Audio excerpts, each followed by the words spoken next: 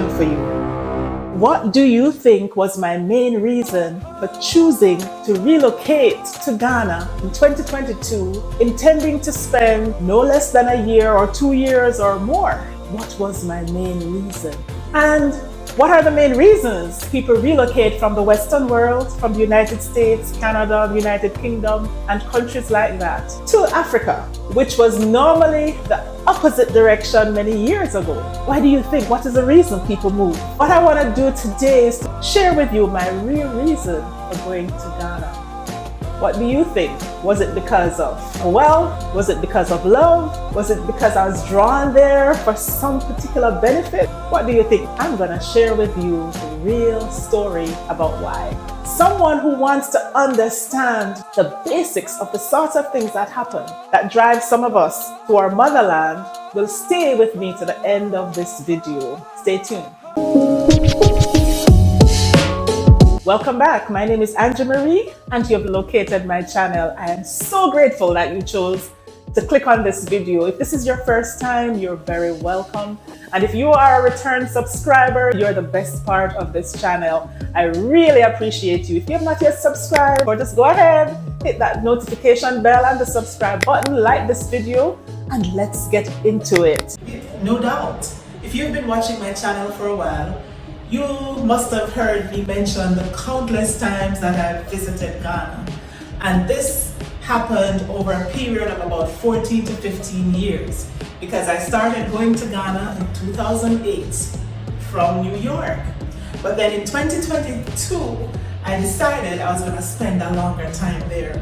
Now, the interesting thing about it is that over time, in recent years, especially since the COVID-19 pandemic, I met people who, as soon as they heard that I visited the country, they saw my bracelets and so forth, and heard about my connections with Ghana, immediately their response was, oh my goodness, I've been wanting to go there. There's a lady who told me she had a ticket and she was going, and she told me she just wanted to visit first, but her plan was to move to Ghana with her 6-year-old daughter. I was excited for her. I said, yes, you're doing the right thing. You should visit first before making that move that says, I'm going to spend the rest of my life there or an extended period there. I met another lady who told me that she had been watching quite a number of YouTube videos, looking at people who had relocated there. She told me she had no family in the US. Well, that's what she said, no friends, no family. Yeah, I don't think she was 30 years old as yet, but she said something in her spirit told her that she should move to Africa, and Ghana was the place she wanted to go to. In her case, she was disillusioned with America. She's an American-born young lady, but she was disillusioned with the system. She felt that she was not seeing where her life was going. She was just living from hand to mouth and not really knowing what she was doing with herself. And she felt there was better for her. And to her, that better included moving to Africa, and in particular moving to Ghana. A few weeks ago, I met a lady who asked me, when she heard of my connections with Ghana, she said, is it true that she could retire with about $50,000, buy a home in Ghana and live there, because that's what she has been thinking to do. So it's something. There are people who have been thinking about relocating to the motherland, relocating to Ghana.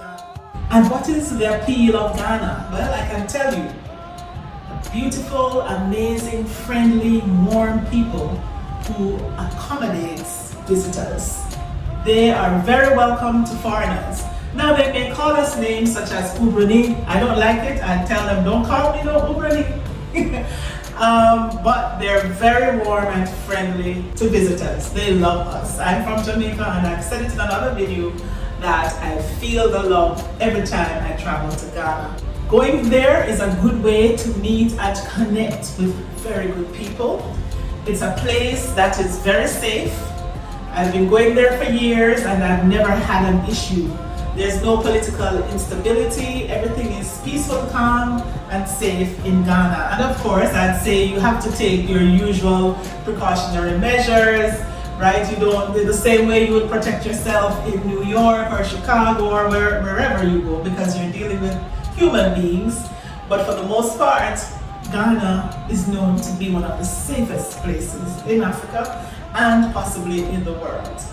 Great food, just like Jamaica and other parts of the Caribbean, Ghana has great organic food and very tasty dishes. But for people like me who love the taste of good different spices, Ghana has it. Beautiful culture, family oriented, neighborly, mannerable people, beautiful cloth, beautiful fabric, clothing, styles, just beauty, just the beauty of the environment, peacefulness. These are some of the things that attract many people to Africa and to Ghana. Now, is it for everyone? No, because people who want a particular, possibly fast kind of lifestyle may not appreciate some parts of Ghana. Because to be honest with you, for the most part, things shut down pretty early. I've not found Ghanaians to be the late night type of people generally. I hear there's entertainment and fun and stuff, but hey, I've not experienced that as yet. When I have gone there, I did not go out and participate in the fun. Okay. Now let me tell you my real reason for relocating to Ghana. Guys, I was in the valley.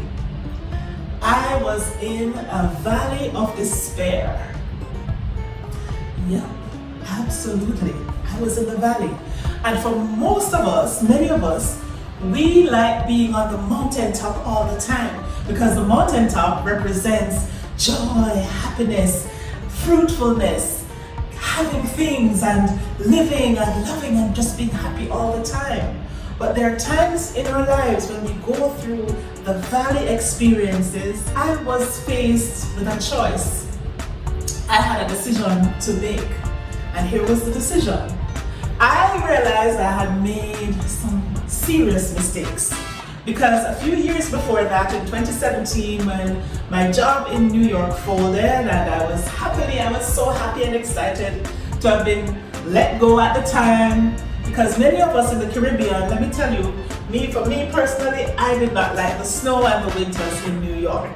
For me, it was scary. Being at winter time, the possibility of slipping and falling on the ice was just scary to me. And especially in my case, because I had an injury to my leg before and had to do some surgery, so I would not want to fall on ice, okay?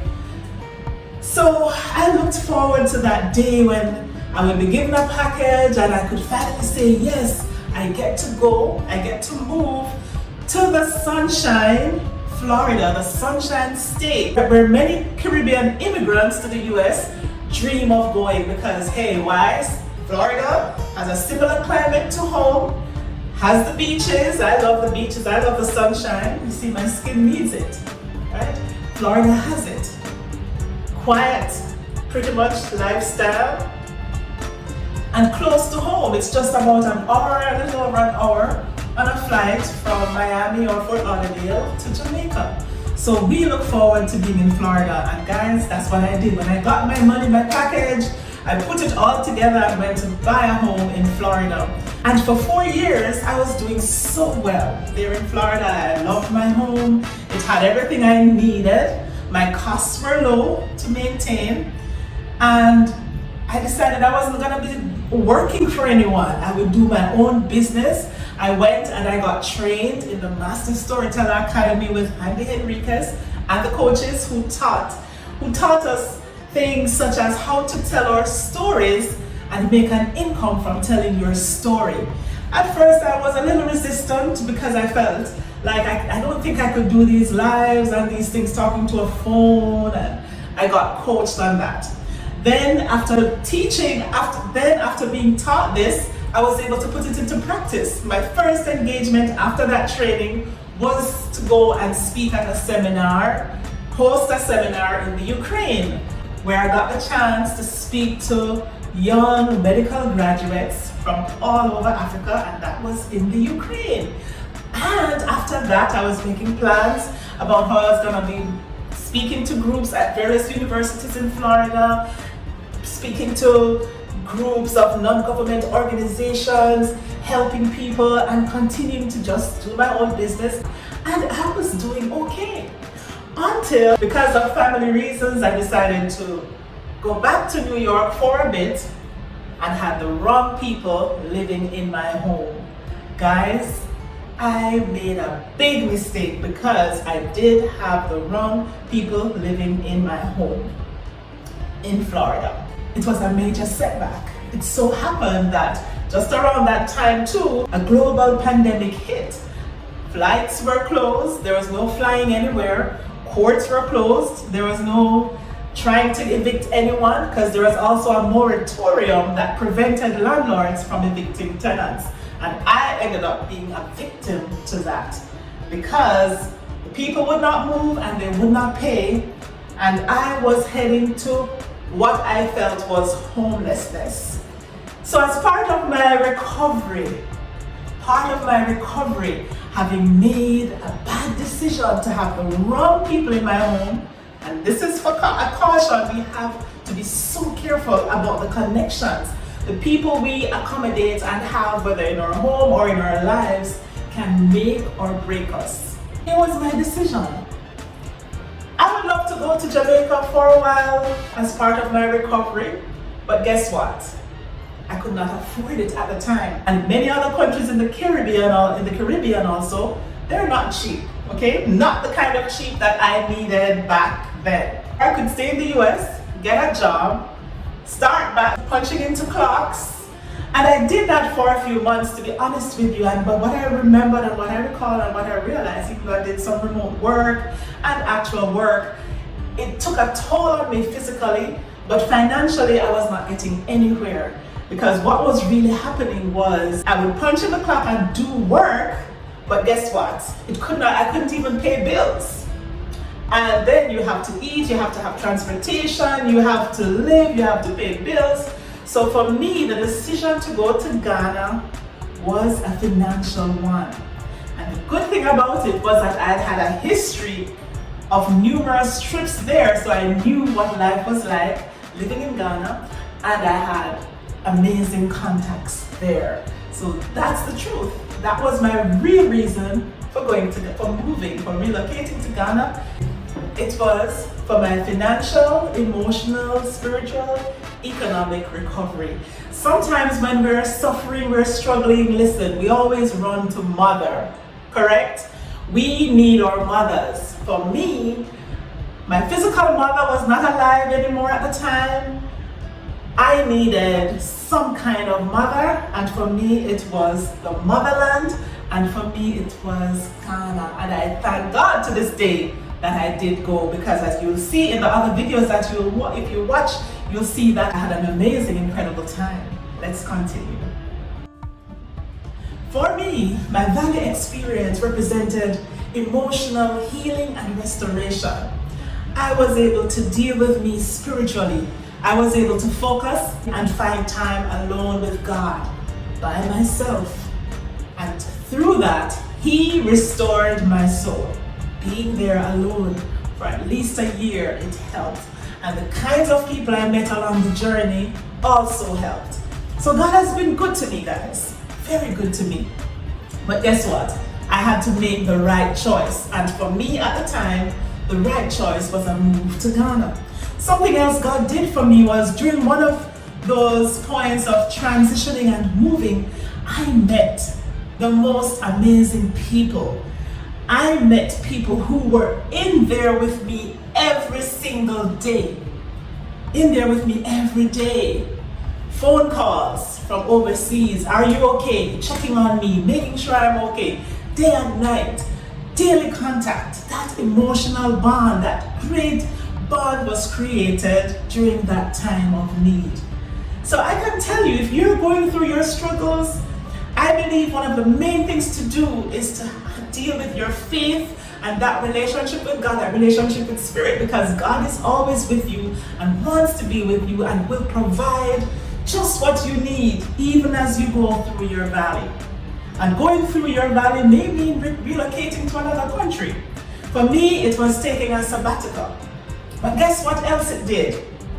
Being in Ghana alone, allowed me the time and the space and everything to build my YouTube channel. So even though a little 8-year-old girl had pushed me into starting the channel and I didn't do much with it the first couple of years, I really wasn't serious. I just did it because she said, oh, you have to, and I wanted her to stop talking about it, okay? But then when I realized after watching other influencers and also after posting a few videos, I realized that people were interested in what I had to say. I gained quite a bit of subscribers in a short time and people were responding to my videos, so I decided, you know what, let me keep this up. So I was able to monetize on YouTube because of that time away in Ghana. So I'm telling you the truth, being there was just a privilege and benefited me in so many ways.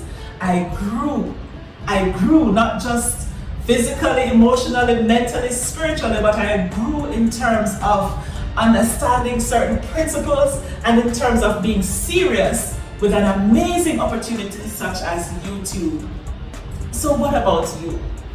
What about you? Where are you at today and what are you doing? I'm going to encourage you with this. If you are feeling down and discouraged about your life and the direction of your life, I want to tell you that even if you're in that valley, there is hope. Just don't give up. The 3 things that happened to me was a mental renewal. Focus a lot on mindset. I believe in it. A positive mindset and what it does to us. I renewed my mind. I was restored during that time. I ate healthy and I was good. I had no issues. I never had to go to a doctor while I was there in Ghana. God has been good, and for you, I believe it's going to happen to you if you make the right choices, the right decisions for you. It might not be Africa, it might not be Ghana, but I want you to listen to me. Never give up on hope. Renew that mindset. Stay positive. Second thing, plant seeds. Plant good seeds. And I'm not talking about physical seeds here. I'm talking about being good to other people, the things you do, and giving to people when you can. Many times what we think is, oh, I don't have enough to give. For me, for example, when I didn't have much, sometimes I gave everything. Sometimes I gave to the point where I had nothing left. And it was, for me, this is small, but it was everything I had. And guess what? It does not go unrecognized in the realms of the spirit. God recognizes it and will always bless you because you plant good seeds. Do that. Plant good seeds. Don't stop and don't look down on your seed. It is a seed because look at that. The seeds are small, but look at the trees that blossom from that small seed. That seed that you plant in people's lives, in organizations, in your spiritual institutions, will yield you great benefits. Many times we tend to feel that what we have to give is so small. Listen, even a smile, even a hug, even that warmth of a smile generously to other people who are feeling down helps. It's a seed. Or we think, okay, this amount that we have is so small, it's not going to do anything. Seeds are small. The seed that you plant in the ground that gives you that huge mango tree or the papaya tree, it's small when you plant it. But once it's watered and nurtured and has good soil around it, it produces a harvest. It looms large, it looms huge. Plant your seeds, good seeds. Not the bad ones though, good seeds. Keep planting and don't give up. You will yield a harvest, I'm telling you. And the third thing I did, and which I'd like to encourage you to do, is to rise up and walk. Don't sit there in that valley of despair. Okay, don't sit there and say to yourself, woe is me, I can't do anything about my situation, about my life, because you can do it. You have what it takes. Rise up and walk. Make a plan. Decide what you're going to do. Don't sit in the mess. Don't sit in the mess. Do like me. I said, okay, I have to make a plan. What am I going to do? I'm not going to be homeless in America. just because I made a bad decision with having wrong people in my home, I'm gonna do something about it and rebuild myself. And for me, a move to Ghana was the answer. I physically calculated the math.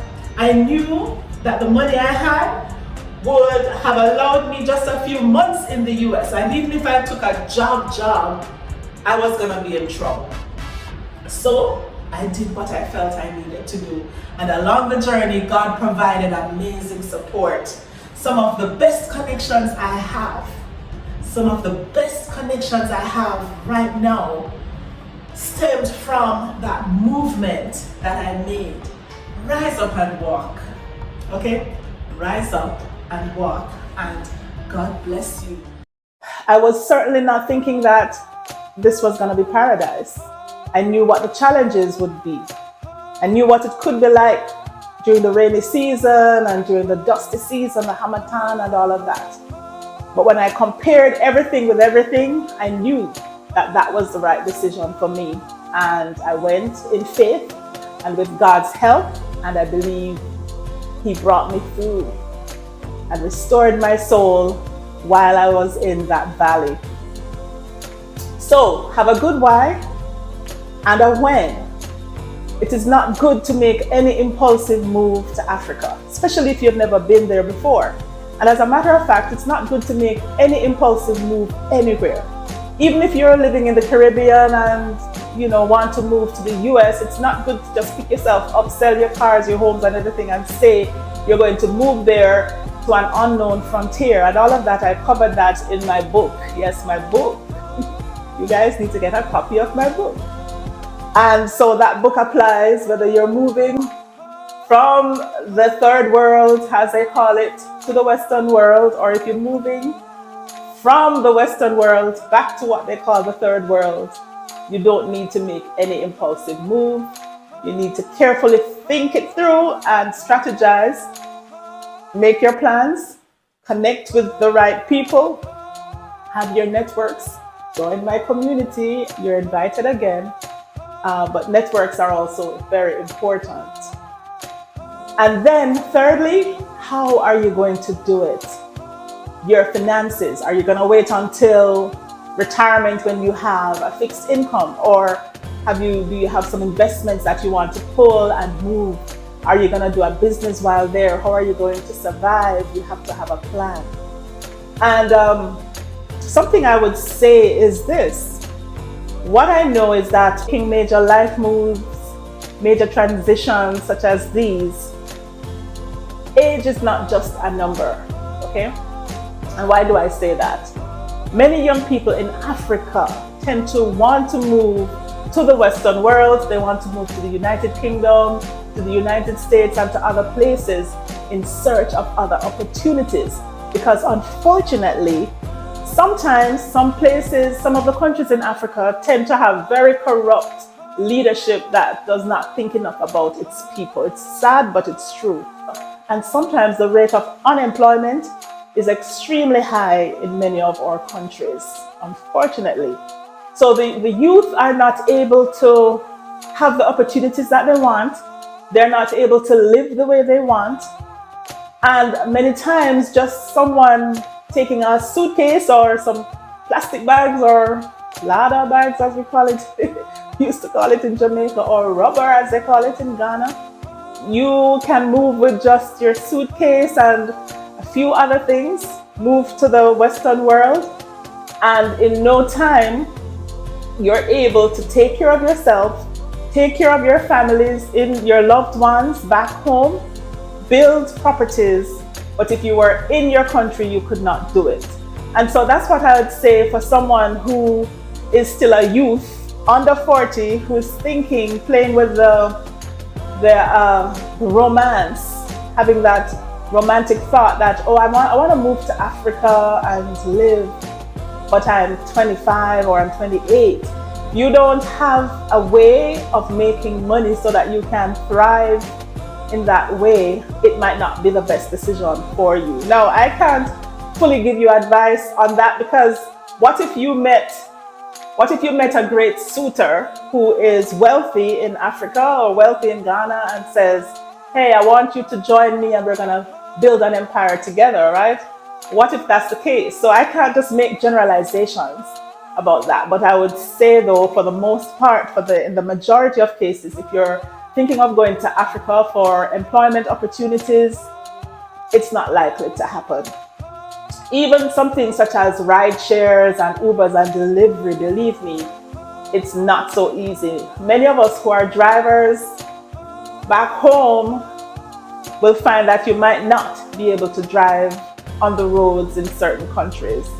And I remember when the first time I went to Ghana and I was saying, oh, I just want to rent a car and move about. And when those guys used to tell me, Mom, you're not going to be able to drive here, I would look at them, roll my eyes, be like, why are they disrespecting me? Is it because I'm a woman? And then after I actually had the experience, I realized, oh my gosh, I thought in my country, Jamaica, they drove crazy sometimes, but when you go to Ghana, you get to see real driving. You get to see a different type of driving that it's not for everyone, okay? And the delivery service is not necessarily for everyone also. So think carefully, get some coaching, get some advice, talk to me even, join my community, and let's help you to figure out what's the way forward. There was a time when I missed a flight, and guess what? I should not have missed that flight because I had an important engagement that required me to be there. Missing the flight, I got on another flight, but it was a missed opportunity. Do not miss your flight. Rise up and walk. Figure out what walking means for you. Now, there are a few things that could be happening to you as you watch this video. Perhaps you're thinking maybe your true love is in Africa. Maybe you're feeling disillusioned. Maybe you're thinking about retiring and when and where to retire. Maybe you're thinking about your costs and recovery, as I did. But whatever it is that you're thinking, make the plan and do not miss your flight. Figure it out. If you're thinking you want to move permanently to Africa, my suggestion is at least visit first and see how you feel. You'll see if you like it. Do not just make a rash decision and sell everything, give up everything and relocate without knowing where you're going to. And that's one of the things I mentioned also in my book for immigrants. Do not sell all your assets and give up everything to go to an unknown frontier. You have to go check it out first and make a decision, a rational decision of what's going to be best for you and your life.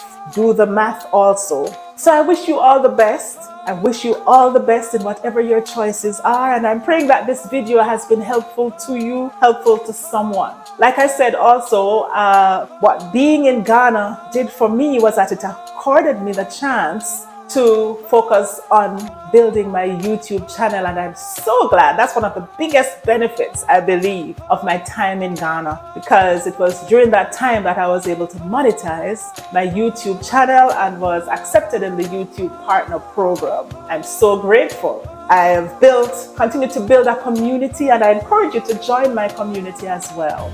I wish you all the best. I want you to share with me your own experiences. I pray that this video has been helpful to you, and I want to thank you so much for spending this time with me and staying with me to the end of this video. This is Angie Marie, and I'll see you soon in the next video.